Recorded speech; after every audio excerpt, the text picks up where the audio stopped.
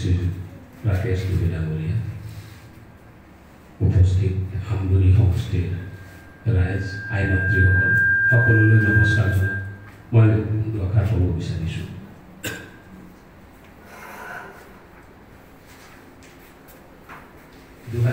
চনত প্ৰথম মই ইয়াত পুৰণি আমগুৰি ভৱনটো চাবলৈ আহিছিলোঁ। দুটা ৰুমৰ এটা আছাম টাইপ অসমৰ শীৰ্ষৰ এটা আছিলে, 4খন বিচনা, এটা লেট্ৰিন বাথৰুম অলপ নিলগত, আৰু অৱস্থা তেনেই বেয়া অৱস্থাত আছিলে। যেনে তেনে মানুহ আহে থাকে, কিন্তু ভালভাৱে থাকিবলৈ এটা পৰিৱেশ ইয়াত নাছিলে। 2021 চনৰ আগষ্ট মাহত চৰকাৰে আমগুৰি ভৱনক এই মাটিখিনি ছেটেলমেণ্ট কৰি দিয়ে, পট্টা কৰি দিয়ে, আৰু দিয়াৰ পিছতে মই এদিন আমাৰ সভাপতি ডাঙৰীয়া দুৰ্গেশ্বৰ দত্ত ডাঙৰীয়াৰ লগত লগালগি হওঁ। তেখেতসকলৰ মনত আমগুৰি সমষ্টিৰ মানুহখিনিৰ বাবে এটা বৰ মই ফিল কৰিলোঁ যে এটা পেইন আছে। তেওঁলোকে চিন্তা চৰ্চা কৰি আছে যে অসম ভৱনত যেনেকৈ অসমৰ পৰা গৈ মানুহ থাকিব পাৰে, তেনেকৈ এটা ভাল এটা আমগুৰি ভৱন আমি ইয়াত কিয় বনাব নোৱাৰোঁ। যাতে আমগুৰিৰ মানুহখিনি এটা আহিলে বেমাৰ লৈ আহিলে চিকিৎসাৰ বাবে বা পৰীক্ষা দিব আহিলে ল'ৰা ছোৱালীৰে থাকিবলৈ এটা ঠাই হয়। সৎ চিন্তা মোৰো কথাটো মনে ধৰিলে আমি এটা এগ্ৰিমেণ্টত চুক্তিবদ্ধ হ'লোঁ। আগষ্ট মাহতে এটা এগ্ৰিমেণ্ট কৰা হ'ল, ডেভেলপমেণ্ট এগ্ৰিমেণ্ট। এগ্ৰিমেণ্টত হ'ল যে আমগুৰি ভৱন এটা ব্লক আমি বনাওঁ, আৰু যিহেতুকে আমগুৰি সন্থাৰ কোনো তেনেকুৱা আৰ্থিক অৱস্থা নাছিলে যে 10-15 কোটি টকা খৰচ কৰি এটা ভৱন বনাব পাৰে, তেনে ক্ষেত্ৰত এটা বাণিজ্যিক চুক্তি হ'ল। এটা অংশ মই ৰাখিম, এটা অংশ আপোনালোকক ঘৰটো বনাই দিম। তেনেদৰে আগবাঢ়িলোঁ। 2022 এপ্ৰিলত ড্ৰয়িং এপ্ৰুভ হোৱাৰ পিছত, ৰেৰাৰ এপ্ৰুভেল হোৱাৰ পিছত আমি এই নিৰ্মাণ কাৰ্য আৰম্ভ কৰিলোঁ। নিৰ্মাণ কাৰ্য আৰম্ভ কৰাৰ লগতে আৰু এটা আখোৱা আছিলে ইয়াত। চৰকাৰে পত্তন দিওঁতে এটা বাধা আৰোপ কৰিছিলে যে 15 বছৰলৈকে কোনো ধৰণৰ বিক্ৰী হস্তান্তৰ লিজ আদি কৰিব নোৱাৰিব।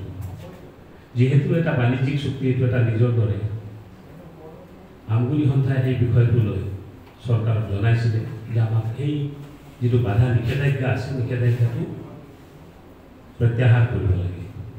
সেইমৰ্মে কেবিনেটত চৰকাৰে এপ্ৰুভ কৰি পেলাই 2022 চনৰ জুলাই মাহত সেই নিষেধাজ্ঞা প্ৰত্যাহাৰ কৰিলে, কৰি আমাৰ বাবে আমাৰ ডেভেলপমেণ্ট এগ্ৰিমেণ্টৰ কামখিনি আগবঢ়াবৰ বাবে ৰাস্তাটো মুকলি কৰি দিলে। আমি চৰকাৰৰ ওচৰত তাৰ বাবে ধন্যবাদ আজি জনাব খুজিছোঁ।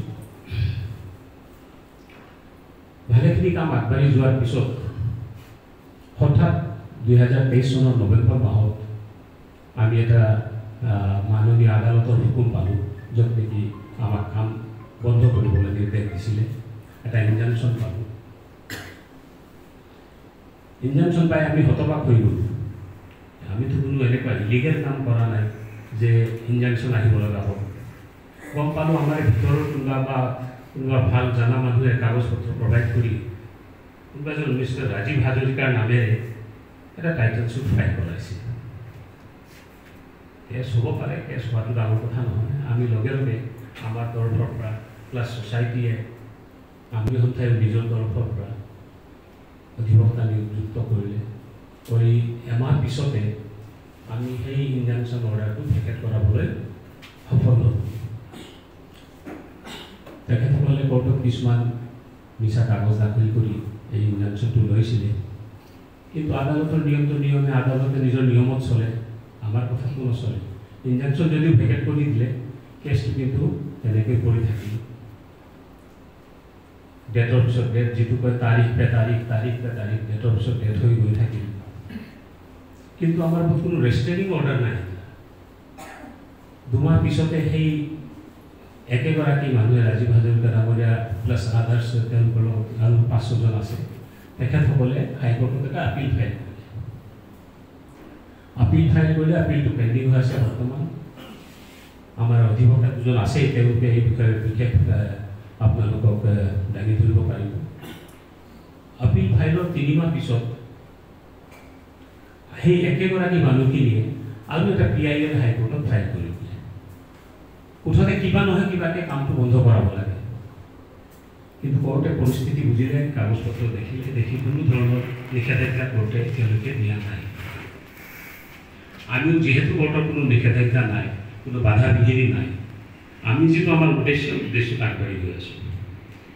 এই কেছবিলাক গোটেই 2, 4 বাৰ 5 বাৰ আমি ঘনাই অধ্যক্ষ মহোদয়ৰ লগত, আমাৰ দুৰ্গেশ্বৰ দত্ত ডাঙৰীয়াৰ লগত বহিব লগা হ'ল।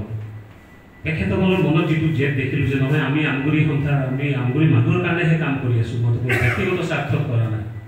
যদিও পেপাৰে পত্ৰত বহুত বাতৰি শিৰোনামা কৰি কিবা কিবি লিখা হ'ল, মোৰ বিষয়েও লিখা হ'ল, অনা অসমীয়া ব্যৱসায়ী অমুক তমুক তমুক কিবা ধন ঘটিবলৈ মাটি বিক্ৰী কৰি দিলে, সভাপতিয়ে অমুক কৰি দিলে, সভাপতিয়ে তমুক কৰি দিলে। সভাপতিয়ে কি কৰিলে এইটো আপোনালোকৰ আগত আছে, আপোনালোকে স্বচক্ষে আজি দেখিব পাৰিছে।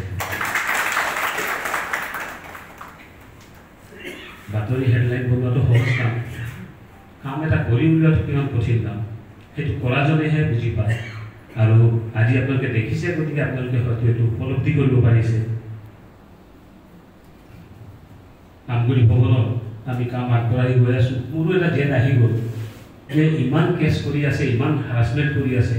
তেখেতৰ যিটো মনৰ পেইন মই বুজি পালোঁ, যে এনেকুৱা এটা ভৱন বনাম যাতে আঙুলিয়াব নোৱাৰে, যাতে নাকত আঙুলি ৰাখিব নোৱাৰে যে এইটো বেয়া কৰিলে, সেইটো বেয়া কৰিলে, বনিয়াই পইচা খাই পলাই দিলে, এই কথাটো যাতে ক'ব নোৱাৰে।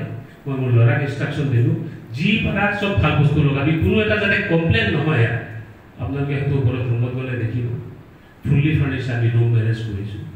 কহলাৰৰ নিচিনা আমি ইম্পৰ্টেণ্ট বাথৰুম ফিটিংছ লগাইছোঁ। মানুহে কয় জাগুৱাৰে ভাল, আমি জাগুৱাৰতকৈও ভাল বস্তু লগাইছোঁ। ফিনিচিং আপোনালোকে দেখিছে, বিচনা পত্ৰৰ ফিনিচিং আপোনালোকে দেখিছে। প্ৰত্যেক ৰুমে ৰুমে আমি বাহিৰৰ পৰা মানুহ আহিলে আজিকালি ঠাণ্ডা পানী এটা খাব বিচাৰে, ক'ল্ড ড্ৰিংকছ এটা ৰাখিব বিচাৰে, প্ৰত্যেক ৰুমে ৰুমে আমি সৰু ফ্ৰিজৰ যোগান ধৰিছোঁ। 4 ষ্টাৰ কেটেগৰী যাতে হোটেল ৰুমত আহি যাতে এনেকুৱা লাগে যে বছ ৰিলেক্সড, এনেকুৱা নহয় যে দৌৰাদৌৰিকৈ আহিছোঁ কিবাকৈ এটা ৰুমত সোমাই 3জন 4জন সোমাই আছোঁ। এটা আনন্দৰ উপলব্ধি হয় যাতে আপুনি নিজৰ ঘৰত থকাৰ নিচিনা ফিল কৰিব পাৰে। কেণ্টিন হওক, ৰেষ্টুৰেণ্ট হওক, ছাদৰ ওপৰত এটা ব্যৱস্থা। ছাৰে এদিন আহি ক'লে নহয় এনেকৈ নহ'ব, ইয়াত টিং আৰু লগাই দিয়া। মই এনেকৈ কেতিয়াবা ব্যৱহাৰ কৰিম, মোৰ 50জন মানুহ আহিলে ৰূপৰ ওপৰত মই তাৰপৰা ঢালাই নিচিনা কৰি ৰাখিব পাৰিম। প্ৰত্যেকটো কথা তেখেতে অকল আমগুৰিৰ মানুহৰ কথা চিন্তা কৰিয়ে কয়। যেতিয়াই আহে আমগুৰিৰ মানুহ এনেকৈ হ'লে কি হ'ব, ইয়াত তেওঁৰ পেটটো মই ৰিয়েলাইজ কৰিলোঁ। এই মানুহজনে জীৱনভৰ ৰাইজৰ কাম কৰি আগবাঢ়ি গৈ আছে, ময়ো অকণমান কৰোঁচোন। সেই ভাৱটো অহাৰ পিছত আজিৰ এই স্বৰূপটো আপোনালোকে দেখিছে। বহুত বস্তু মোৰ এগ্ৰিমেণ্টত নাছিলে, তথাপি নহয়, যিহেতু এটা জেদত লাগিছোঁ, এটা ভৱন এইটো মোৰ এটা ৰেকৰ্ড হ'ব, প্ৰেচিডেন্স হ'ব, মানুহক ক'ব পাৰিম চাই লওক। মই অনা অসমীয়া ব্যৱসায়ীয়ে পইচা খাই পঢ়িব বুলি যে মাটি বিক্ৰী কিনা বুলি যিটো বদনাম ওলাইছিলে, সেই বদনামটো প্ৰতিহত কৰিবলৈ মই হাতে কামে লাগিলোঁ। আৰু তাৰ প্ৰমাণটো আজি আপোনালোকৰ আগত দাঙি ধৰিছোঁ। ভাল বক্তাও নহয়, অধিবক্তাও নহয়, তেখেতসকলৰ দৰে প্ৰবক্তাও নহয়, কথা কোৱাত কিবা ভুল হ'লে মাফ কৰিব।